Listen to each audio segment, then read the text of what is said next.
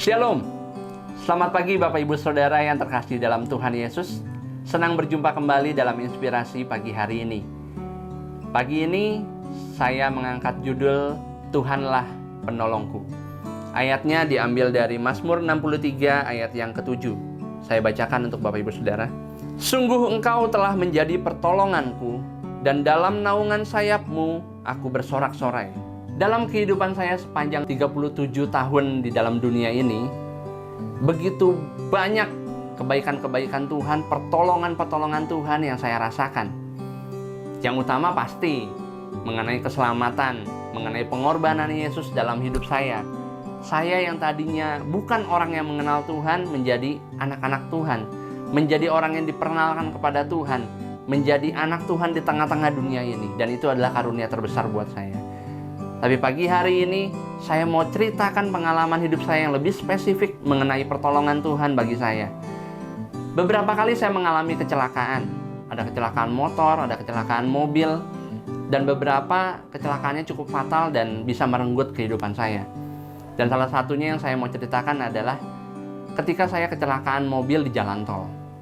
Jadi beberapa tahun yang lalu, saya masih bekerja sebagai sales marketing dari salah satu supplier percetakan, dan saat itu saya mendapat tugas untuk membawa barang-barang pesanan ke Bandung sekaligus berkunjung ke beberapa toko. Nah, Bapak Ibu, saat di jalan tol, saat itu saya ingat sekali masih jam 6 lewat sedikit lah pagi. Nah, jadi jalan tol masih agak sepi. Ketika di jalan, saya saat itu sedang membaca renungan harian, saya sambil baca firman Tuhan, saya sambil mau berdoa saat itu. Yang nyetir saat itu adalah supir kantor. Nah, ketika saya sedang mau berdoa, lalu tiba-tiba ada suara meledak. Duar! Ternyata ban mobil kami meledak, Bapak Ibu. Mobil oleng, lalu tergelincir, lalu terbalik di jalan tol. Nah, saat itu kondisi saya yang tiba-tiba mendadak kaget. Tiba-tiba mulut saya terucap satu kata, Tuhan Yesus tolong. Hanya itu Bapak Ibu, Tuhan Yesus tolong. Dan beberapa detik kemudian saya dan supir berusaha keluar dari mobil. Setelah keluar, di sana mujizat saya lihat terjadi. Saya dan supir kantor tidak luka sama sekali, bahkan lecet pun tidak, Bapak Ibu. Dan saat itu supir kantor bilang ke saya, Pak Dodi, mujizat ya Pak. Saat Bapak teriak nama Yesus, kita bisa selamat Pak. Kita nggak ada luka-luka sama sekali.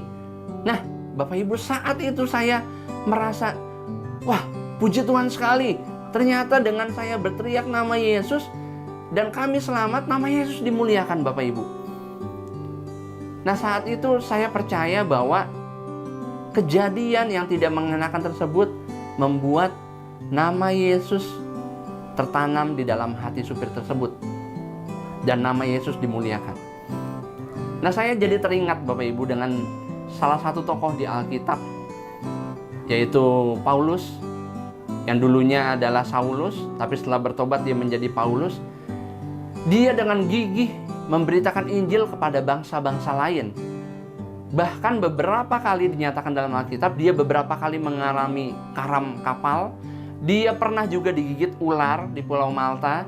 Dia juga pernah disesah, dilempari batu, bahkan hampir mati. Dan beberapa kali dipenjara. Tapi dia tetap teguh memegang tongkat estafet itu untuk diberikan kepada bangsa-bangsa lain. Dan saat ini, tongkat estafet pemberitaan Injil itu ada di tangan saya dan Bapak Ibu Saudara. Mari hari ini saya mau mengajak, yuk kita teruskan tongkat estafet pemberitaan Injil ini kepada bangsa-bangsa lain, kepada orang-orang lain di sekitar kita. Caranya yang paling mudah adalah satu, jadilah teladan dalam melakukan firman Tuhan. Dalam kehidupan kita di pekerjaan, di tengah-tengah keluarga, di tengah-tengah lingkungan, di tengah-tengah pergaulan, cukup nyatakan dari sikap hidup kita bahwa kita adalah anak-anak Tuhan. Maka terang Tuhan akan bercahaya di tengah-tengah dunia yang gelap ini. Mari, dengan penuh semangat, kita teruskan kehidupan kita. Dan percaya ketika kita menghadapi berbagai gelombang persoalan, pencobaan, masalah, Tuhan akan tetap menjadi penolong bagi kita semua. Demikian inspirasi pagi hari ini. Tetap semangat, Tuhan Yesus memberkati. Shalom.